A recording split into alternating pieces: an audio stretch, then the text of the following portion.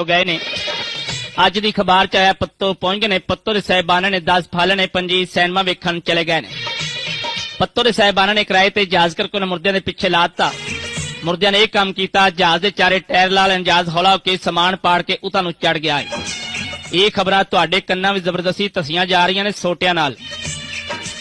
ताइया तो यह खबर मिली है पाकिस्तानी पुल दा वाक़या, उत्थे डड्डू निकलिया बस दे नाल वज्जा।